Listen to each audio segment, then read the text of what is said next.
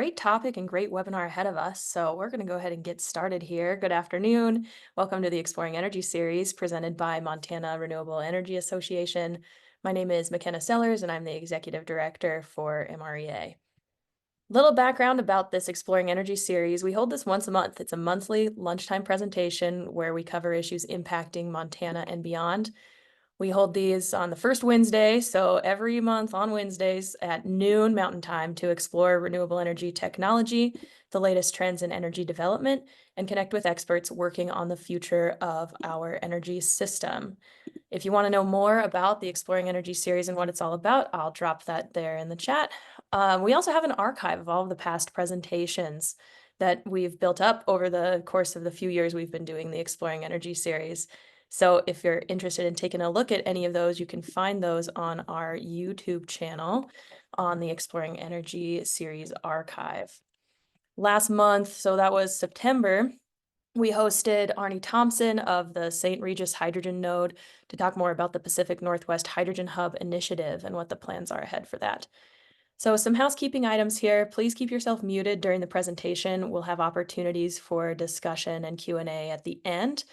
Attendees can submit questions using the chat function at any time. And if we don't get to your question, shoot us an email, info@montanarenewables.org. We'll do our best to get you an answer. So like I said, this session is being recorded and will be available to registrants later this week.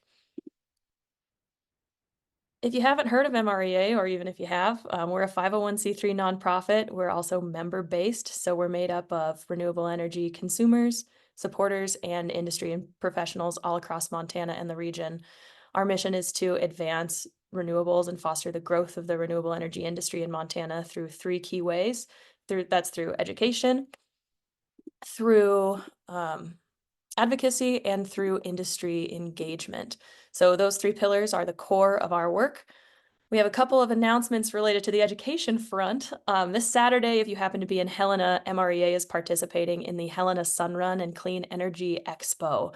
The purpose of this event is to raise money to solarize different community buildings across Helena. Really fun local event that we've been collaborating with a few other nonprofits in the Helena area for a few years. So if you're in Helena, check out the Sun Run this Saturday, 10 a.m. All proceeds go toward solarizing the Helena Food Share Food Bank new building. And then a few other announcements. We had a great time yesterday over in Missoula touring the Kettle House Tap Room Solar Array, as it's a community solar project of Missoula Electric Co-op, MEC. And we were talking about solar for nonprofits and small businesses. So great event over there. That was a part of Climate Solutions Week, which is happening in Missoula right now. So if you're in the Missoula area, might want to check out what's going on with Climate Solutions Week through Sunday, October 6th. There we are. So I'd like to take this opportunity to invite you to become a member if you like what MREA is doing and if you believe in driving the clean energy economy forward in our state. We wouldn't be able to do things like the event that we just had at Kettle House, sponsoring the Solar for Nonprofits. We wouldn't be able to do the Exploring Energy series if it weren't for members like you. So to become a member, I'll put our link for how to join in the chat. Whether you're an individual or perhaps a business, we've got a number of different membership options for everybody. So if it's a good fit for you, please come talk to us about it, and I encourage you to become a member. All right, well, today the topic at hand is all about virtual power plants and microgrids. We are joined by Sidra Agbabian. I think I messed it up, even though she did tell me how to pronounce it, but she'll correct me. She is the Climate and Energy Coordinator at the National Caucus of Environmental Legislators, NCEL. NCEL is a nonprofit organization that works to support state legislators through research, education, and strategic convenings to empower legislators on environmental policy.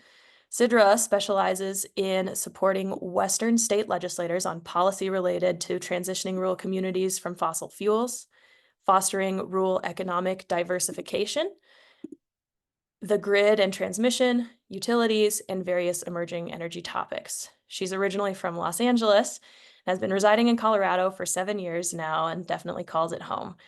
Sidra holds her BA in Environmental Policy, Bachelor of Science in Business Administration, and her MA in Environmental Policy from Colorado State University. Her previous experience includes working in local government and for various environmentally focused nonprofit and for-profit organizations. And when she's not doing this hard work, Sidra enjoys engaging in any outdoor activities in the mountains with her dog, Arthur. So we welcome Sidra to the Exploring Energy series, and the floor is yours. Hi, everyone. I'm just going to get my presentation up here. Cool. Well, thank you for the great introduction. I'm really excited to be here with everyone and be talking about microgrids and virtual power plants.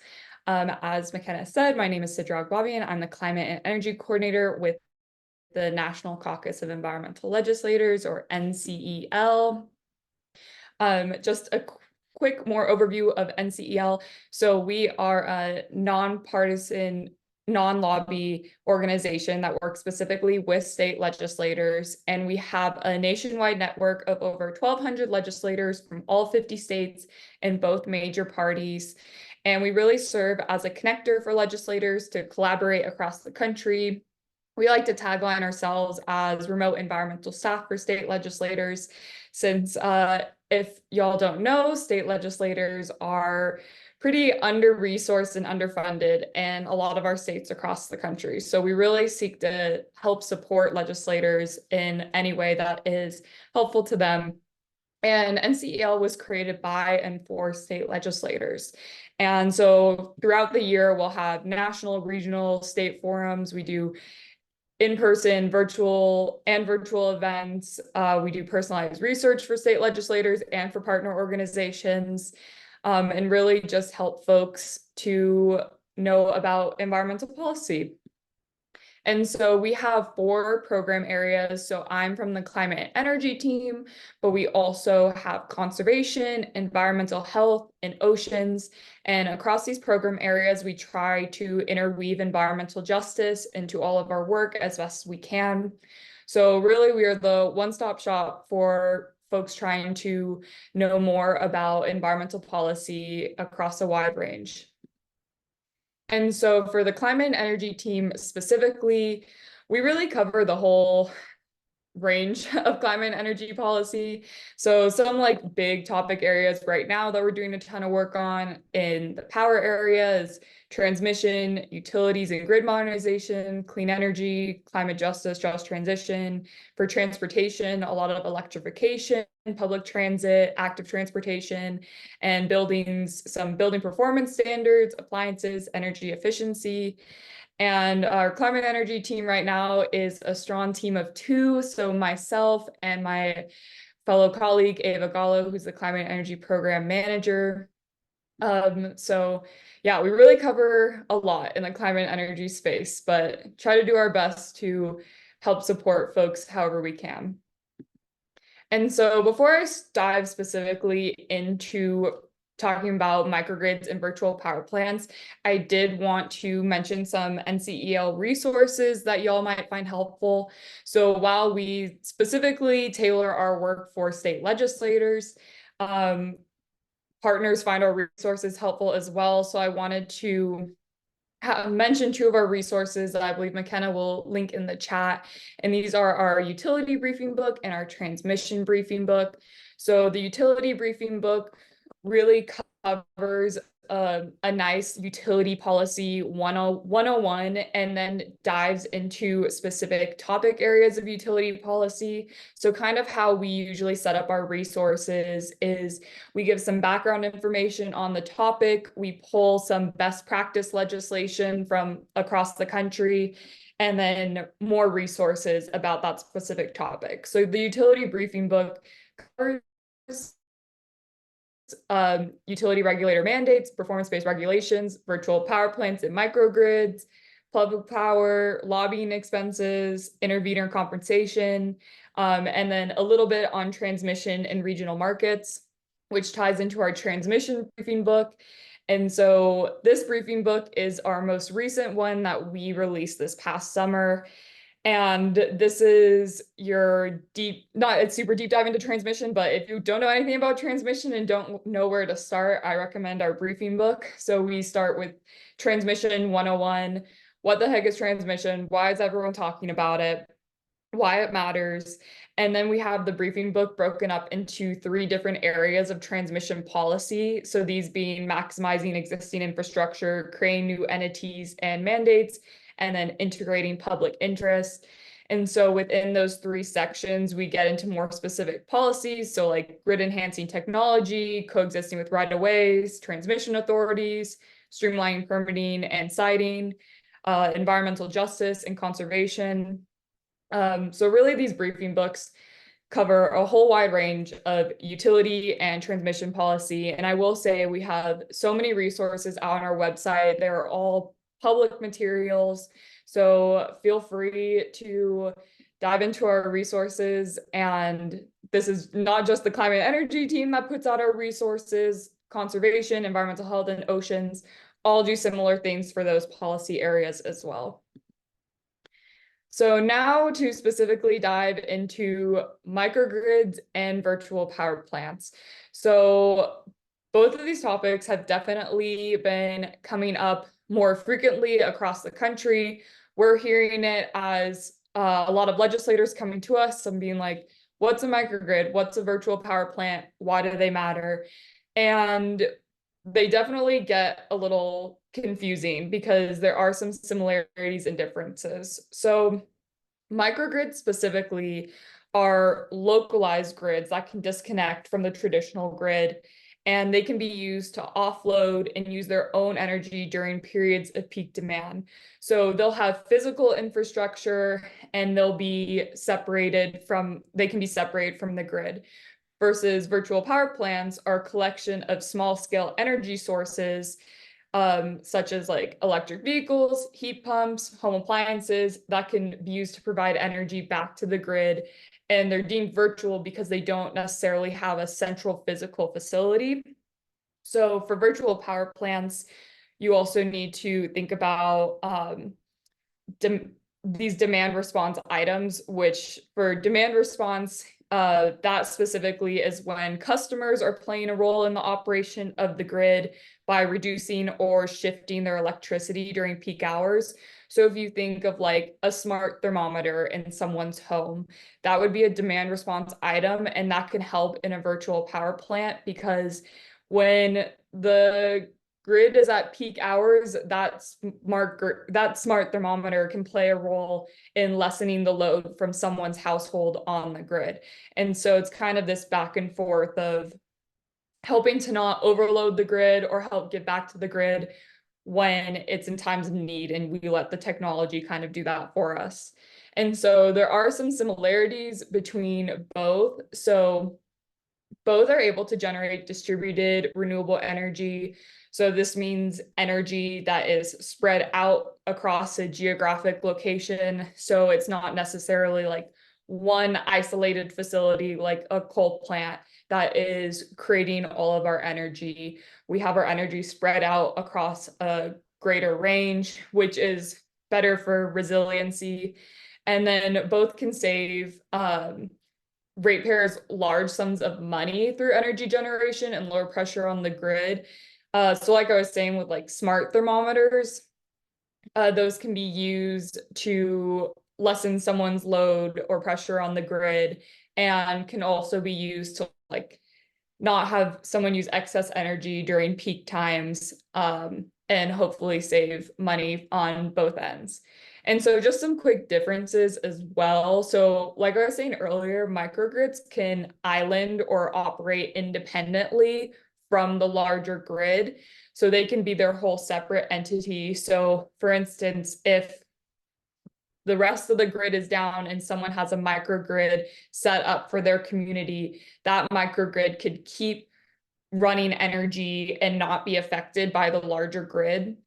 And then microgrids also rely on physical infrastructure, but so while microgrids are really great, there are some political and legal challenges in the development of microgrids. These would come from just like giving utilities like the permission to do them and just allowing for their like growth, also relating to like siting and permitting of the physical infrastructure that's needed for microgrids, interconnection, all of those kinds of things. And then some differences on virtual power plants. So VPPs are more connected to the grid, and so these aren't physical infrastructure. So if we're thinking like our smart thermometers, our heat pumps, our electric vehicles, these are all plugged into the grid directly. So those aren't isolated and could be impacted in some ways by what's happening with the grid. And they do have a broader geographical reach. So you can think like a microgrid can only get a certain specific geographical area, versus like a virtual power plant, you can build out really far because it doesn't actually require the physical facility infrastructure. And then virtual power plants are a bit easier to navigate when it comes to regulations. So just to give some examples of microgrids and virtual power plants, since I know it's kind of difficult to just like think about what these are. One example that I pulled is in Red Feather Lakes, Colorado, which I actually used to live very close to this community. And so this is a remote and isolated mountain town, rural community in Colorado. And they started a microgrid project with Poudre Valley Renewable or Rural Energy Authority. And this is a member-owned electric cooperative. And so this microgrid specifically can help the community maintain power for up to 8 hours, which is super helpful with resiliency. And so this community in particular, this microgrid played a really important role when it came to a wildfire. So in 2020, there was a huge wildfire. It was just outside Rocky Mountain National Park, and this community is very close to Rocky Mountain National Park. And so all of those rural communities were heavily impacted by that wildfire. And so they had this microgrid as a backup in case they had to either cut power to the lines because of the wildfire risk, or lines were being burnt down from the wildfire. It was there as a source of energy to sustain this community and make sure that they were going to be okay. And this is obviously a big issue across the West when it comes to wildfires. Is not only are we concerned with our wildfire risk of our power systems causing wildfires, but wildfires also taking out our power systems and then making it so folks no longer have power, and that physical infrastructure needs to be rebuilt, and just causing a lot of issues due to resiliency. And so this microgrid has enabled some energy management through the integration of various sources. So they have a combo of a battery, solar, and a generator. And so these are all used to increase resiliency and really help this rural mountain town. And then another example is a project that's happening in Montana. And so this is another rural community. And so this project is happening through Northwestern Energy. And it's a microgrid pilot project using solar and batteries specifically. And so right now it is only helping 17 customers, but as a pilot program, that means it can continue to expand out.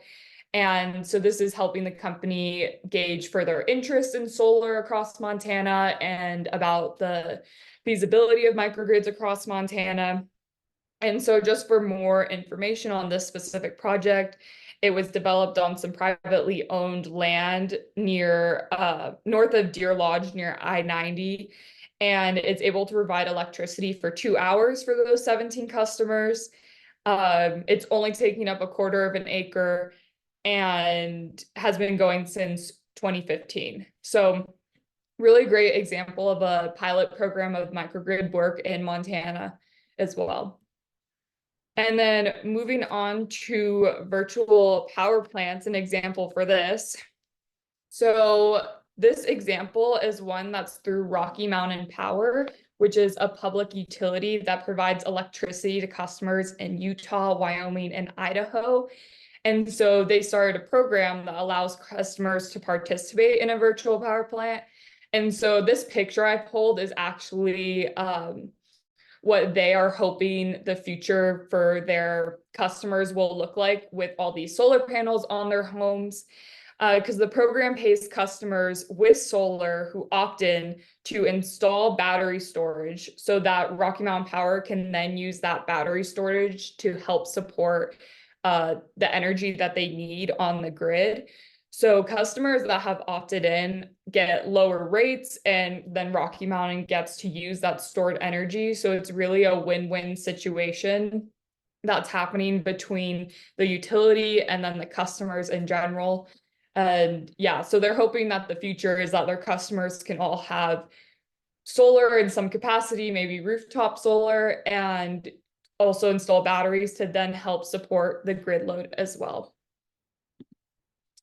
So I also wanted to talk about some legislation on these topics, because really sharing legislation from all across the country is NCEL's bread and butter, since we have a good pulse on what's happening in the states all across. We know it's difficult enough to keep up what's happening in your own state, let alone keeping up what's happening even in a neighbor state. Sometimes you don't know if legislation that you are thinking about has been done before. So I just wanted to highlight some pieces of legislation from across the country that really help support microgrids and virtual power plants. And then also to note the legislation with the stars next to it. So the Colorado ones in particular, those were bipartisan pieces of legislation.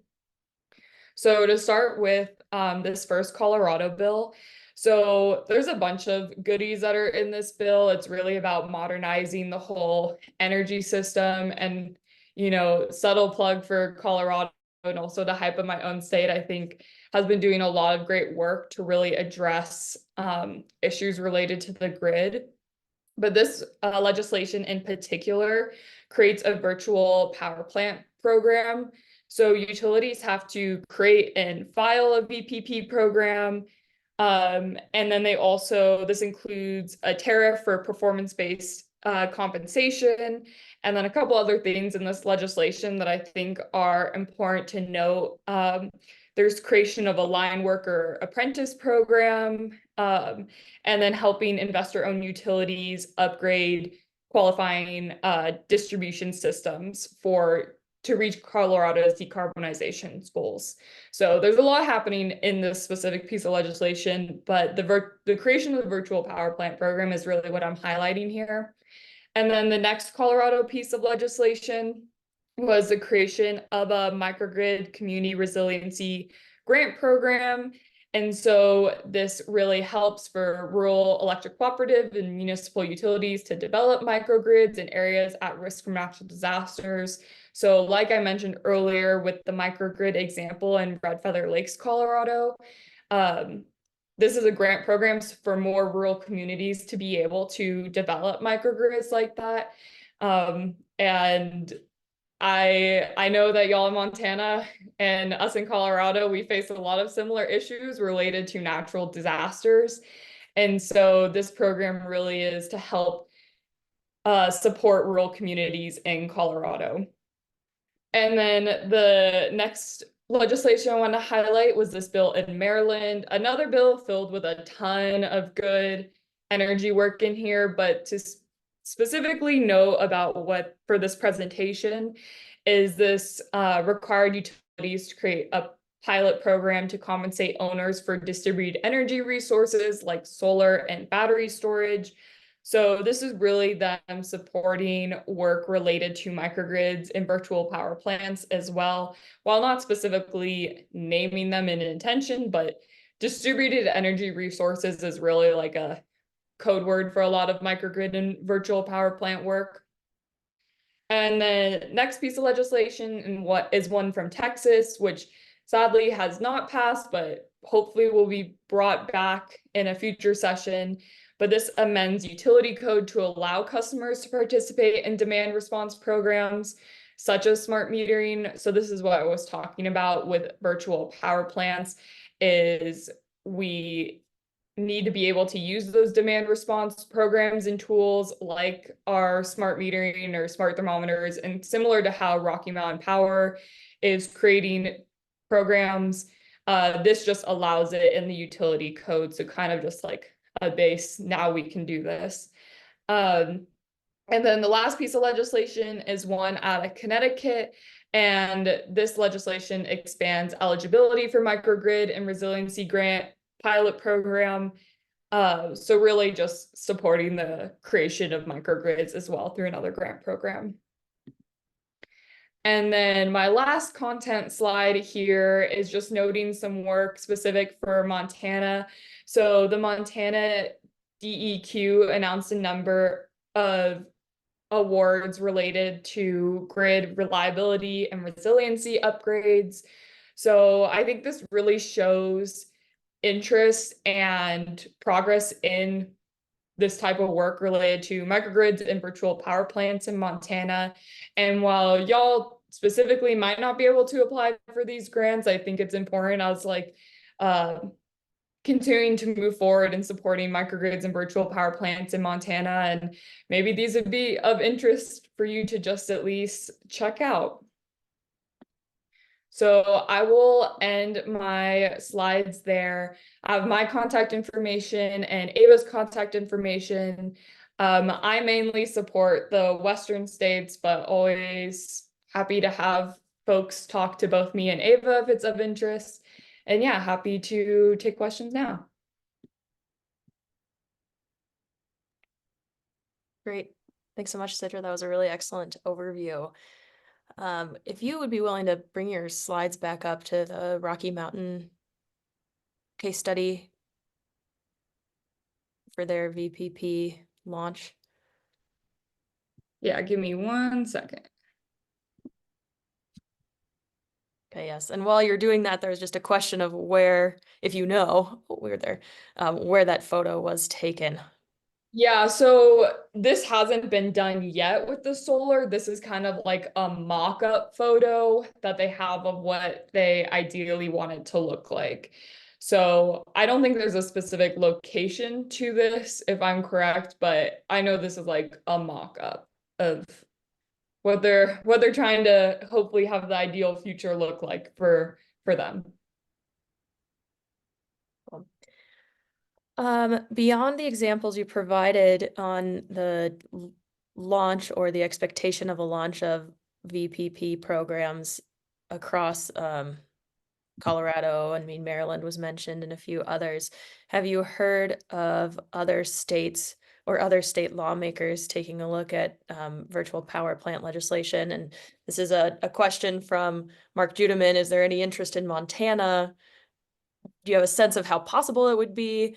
And my bigger question is VPP legislation needed for utilities to propose pilots? Because we know that the benefit of distributed energy systems on the utility perspective would be dispatchability. If they have the ability to basically shape loads according to the resources that we have on hand that would not require ramping up a peaker plant, that would be a major advantage. But how that pencils and how that compensation works still seems to be in flux, or that evolution is happening across the country right now. So that was a multifaceted, maybe perhaps a three-pronged question, but curious if you have some insights on any of those three fronts.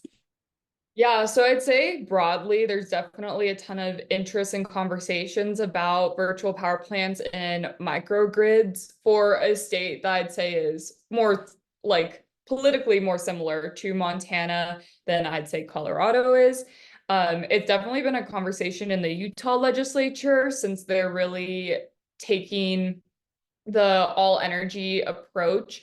But from the vibe I get from the Utah legislators is they're not against grid resiliency, modernization, and those touches. And they work pretty in tune and collaboratively with the utilities there as well. So Rocky Mountain Power being the big utility in Utah that has a lot of legislative power.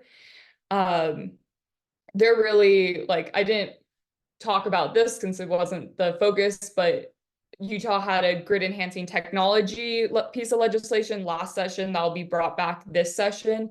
And so Rocky Mountain Power was actually on board for that legislation and trying to help it move through the legislature. And if I'm right, I think that legislation just like timed out for technicality reasons. Since they had like a 40 or 60-day session, it's super, super short. But yeah, like having the utilities participate and see it as a win-win situation has definitely been helpful for Utah. And then for Montana, I guess the question of how would it be possible to get VPP legislation, or if it's needed, I would say I don't know the intricacies as well of like your utility regulations and laws. So I would definitely err to the caution of saying a utility wonk would have to answer of whether there needs to be legislation to allow VPPs. But I would say that I think there could be interest in the Montana legislature. So in June, we had an event in Spokane, Washington for Northwest state legislators. And so we did have 5 Montana state legislators join us for that. And that event was specifically about transmission. But I think it showed that and we had a bipartisan group for Montana. And so I think it showed some interest of there are Montana folks that would be intrigued by this. And I think it's important, like having utilities on board, seeing it as a win-win, making sure this is identified as a definitely focused on resiliency and bolstering the grid that already exists.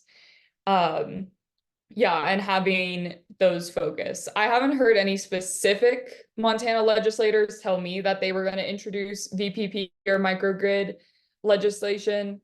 But I think that's not to say that it couldn't still come. I think there's still a lot of things happening before session starts. Right. So there's a question here on the microgrid front from Evora in the city of Missoula that as similar in many states, we have rural electric cooperatives and IOUs serving different parts of the state. And yet we also have communities that might have an interest in developing their own microgrid, but could be limited by existing regulation or their utility structure. So have you seen, maybe speak to, if you know it, the approach or the policy approach, whether it be local or state by state legislative approaches to developing microgrids in similar regulatory landscapes? And is there such a thing as trying to push for microgrids without the support of your utility? I imagine the answer is probably not, but tell us how that might play out. Yeah, I would say that number one, the importance is having some sort of relationship with the utility, whether that's the community relationship with the utility and or state level relationship that is productive. I think a lot of what's happened recently is utilities, like obviously the investor owned ones have an interest to, have to address what they have to for their shareholders. But I think that it's become a very like, I don't know, I'm like blanking on the word, but like very tense relationship between like local communities and especially like investor owned utilities or like the state and investor owned utilities. So I think even just doing some like base relationship building, if it doesn't exist, would be really helpful to really emphasize that it's supposed to be a win-win for everyone, that the utilities are still going to, have their power because a lot of as vertically integrated monopolies, they don't really want to relinquish said power. And trying to just like slowly get them on board. And I think making like small steps, especially like for Montana, where it's a little bit more of a tense environment potentially, of just like small steps in progress of like building those relationships with the utilities so they can envision that it's going to be a win-win scenario, and maybe working on it collaboratively with them so they're feeling like they're getting something out of it as well and not getting cut out of the equation, since I think kind of what I've seen is utilities don't want to participate if they're going to feel like they're getting completely cut out. Um, yeah, and I think it's also important to just also make sure utilities are working for the people and not just to, you know, embolden themselves, which I think that's where I would definitely suggest taking a look at our utility briefing book. So like really it's helpful to have policy at the state level that makes utilities more accountable to folks.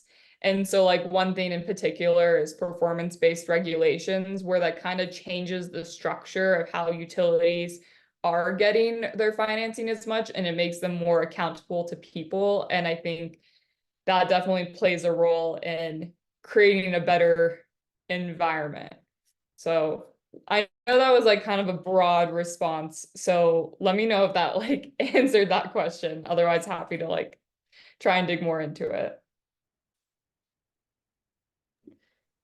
So there's a question here from Dave Carlson. I'm paraphrasing and perhaps repackaging it if you'll allow me, Dave, but feel free to follow up with this question. We're seeing that more often than not, there are consumers more than willing to participate in a VPP program, but the utilities aren't ready. So whether that's a number of EV drivers, the willingness of customers to help with dispatchability or even offer relinquish control to utilities for battery management, that willingness is there, but the programs are not. Is there a critical mass that you've observed, whether that's I'm thinking about the Duke Energy virtual power plant program that they launched a few years ago, or some of the other utilities across the US? Is there a critical mass of willing participants that you've seen where we hit a threshold of users that would create enough impact for the utility to see value in creation of a VPP? Yeah, so I wouldn't have like any specific numbers in particular, but definitely the larger group of people you have advocating to the utility to create programs definitely makes a large impact. And the reality is our grid issues are only going to get worse as climate change progresses, and as we don't build the infrastructure that we need. And the utilities know this, like they forecast like 10, 20 years in advance on these issues, since like the average time to build transmission lines is like 10 years. So the utilities are more than aware that these issues are going to continue to progress. And so I think building as large of a coalition as you can and bringing people and organizations from different aspects. So I think not just having folks that want this for potential like climate or environmental benefits, but like how do business owners fit into this? And why would it be important for business owners to advocate for a more resilient and reliable grid? So yeah, I'd say like having a deeper bench of folks that aren't just pushing for a VPP program for one angle. Because it's just like economically beneficial. It's beneficial for our grid's reliability and resiliency. Um, and like, frankly, it kind of just makes sense to have more people participating to support our grid, since if we're not going to be able to build the transmission lines we need or build out the extensive energy resources we need to do these like smaller things that are more accessible. So I wouldn't say that I have a specific like number or point, but I think as big of a group from different perspectives that can be built up to really push the utilities, and then also push state legislators on this as well. I feel like state legislators really respond well when folks are coming from a trusted resource. So for instance, in Montana, it doesn't always work to have like a climate champ talk to a Republican to ask them to do things. But if you get, local chambers of commerce or business owners talking to legislators and really pushing them to see why these things would be important, that really does make an impact. Question from Mark Judeman here that there's a utility in Vermont, Green Mountain, that focused on providing batteries for a number of their customers in order to form a VPP. And this is one thing I think is kind of fascinating about virtual power plants because it's the generation asset and the dispatchability of said asset that's important. Like batteries could do a VP, you could have a VPP with batteries without necessarily having solar in batteries. So just in even the example that you provided with the combo of solar batteries and propane from the microgrid example in Red Feather Lakes. But the question here with basically utility subsidized battery systems for customers, is that a way for IOUs to get a return on investment while still providing clean energy backup? Yeah, I would say I don't feel like I have a good answer to this. I think that would definitely have to then change how utilities are like getting the structure of utility payments back to them. So I think I might have to cop out and say I'm really not sure on this question. And if anyone else does know the answer, feel free, but I think I might have to cop out and say I don't know. Yeah, I think it depends could be an answer for a whole lot of these things when it comes to the rollout and how tariffs are actually designed. Question here from Susan Below. Do you think that the development of microgrids and that market has matured enough, I guess the market plus the technology, has matured enough that there is no longer a need for pilot projects? Yeah, I think I would pretty firmly say we don't really need pilot projects. I think the microgrids are pretty proven at this point, but the caveat being if a pilot project is all you can get right now, and that's the small step to larger expansion of it, I don't think anyone should sell small progress short because anything that moves the needle a little bit is still moving the needle. So if pilot programs are all that can happen to then get whatever proof is needed to move it further, then I think there's nothing wrong with them. But I think the technology and just like the projects in general have been proven that microgrids are a pretty satisfactory resource and can support communities. For joining this discussion. I thought it was incredibly valuable, and you do have a number of resources and links in the chat. Check out that utility and transmission briefing book from NCEL. And at this point, I'll close us out, let you know that we do have a suggestion box, so to speak, for future Exploring Energy series topics. So we'll see you all the first Wednesday of November. And if you have a topic to share, we'd love to hear about it. Please share your ideas with us. Thank you, everybody. Hope you have a good afternoon.